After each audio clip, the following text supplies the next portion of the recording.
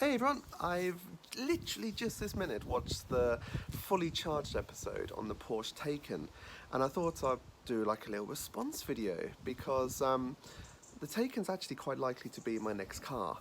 Um, I really do miss my Porsche, so we had a Boxster and we sold it basically because we weren't using it that much because the Tesla was a lot of fun.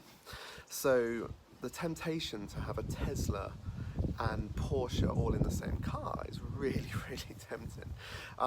Even so, I thought it'd be interesting to record my thoughts because I've just watched Jonny Smith driving and got to admit I'm really impressed with the fully charged guys. I've followed them for a long time now. I've met most of the team at Fully Charged Live, where I was a Tesla taxi volunteer. I chat to Dan quite a bit on Twitter, and Chris, and I'm really impressed with what they've done. So really, really proud of you guys for getting that exclusive. So well done. I don't want to bore you with loads of stuff because you're probably already thinking I'm a Tesla fanboy, but I hope my intro proves that I'm really interested in this Porsche. The only thing I'd say is when you look at the stats and performance figures, you've got well over 100 grand Porsche Taycan. That's slower than a P100D, but as Jonny quite rightly says, it's the repeatability of Porsche, and personally I would have more confidence probably driving the tits off a Porsche all day long than I would a P100D. But the problem for Porsche is Tesla then released the Performance Model 3, and the way this was wired, it worked a lot better with the overheating problem that the Model S's get. And from what I've heard, like I've driven a Performance Model 3 and it's a great car, but I've not driven it on track. But from what I've heard is these cars can really be hammered all day long. I've seen some energy charts and they're just, you really can drive them really hard. So this is the interesting situation you've got now, because a Tesla Model 3 Performance is half the price of a Taycan.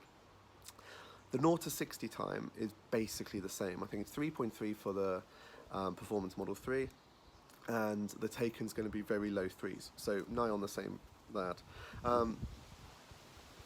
The top speed, probably very similar. I was actually quite surprised how low the Taycan's top speed is, considering it's a German car, and it's going to be on the autobahns a lot. So in that respect, you can do 160 in a Tesla Model S P100D.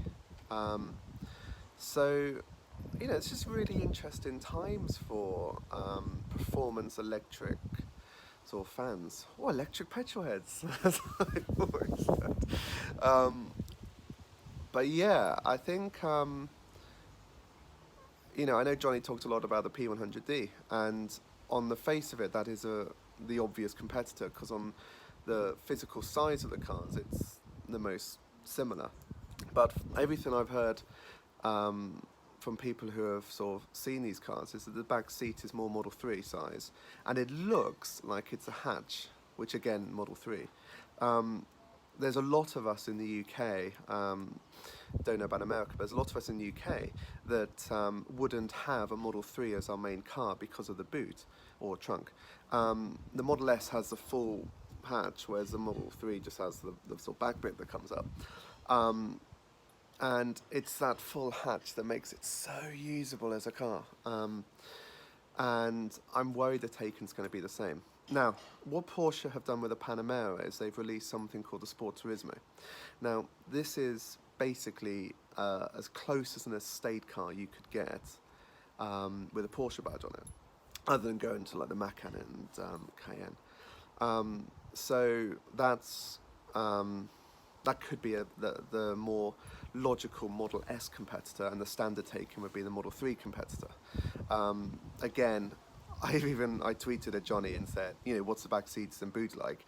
And he said, this is purely a launch video. We can't announce those details yet. So we're going to have to wait for that one, which is quite exciting. But I'd really, really love it if the production car looked a little bit more like the Mission E. The front lights look like quite cool. They've got some good camouflage, which Jonny very clearly puts in the video.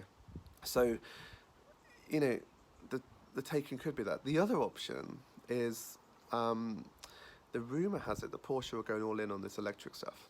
So potentially we're going to get electric Caymans, electric Boxsters, electric Macans, and electric Cayennes. Now, this opens up a really interesting dilemma, because it might be that we go back to SUVs and we get an electric Cayenne as our main family car.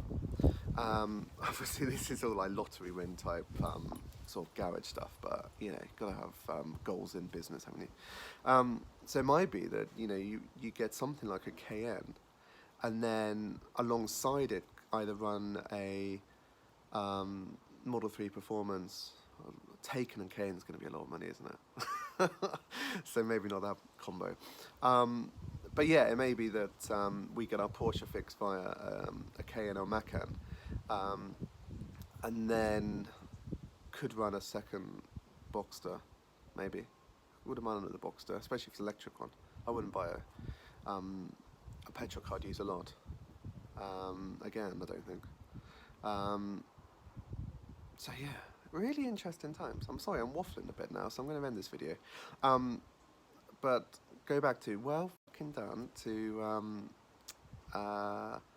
Fully Charged. That's an amazing exclusive. Really enjoyable video. I sat down and watched it with my two young girls, and they love the fact that it's Porsche and electric. So that's really cool. So yeah, well done to Jonny Smith. That was a really good video.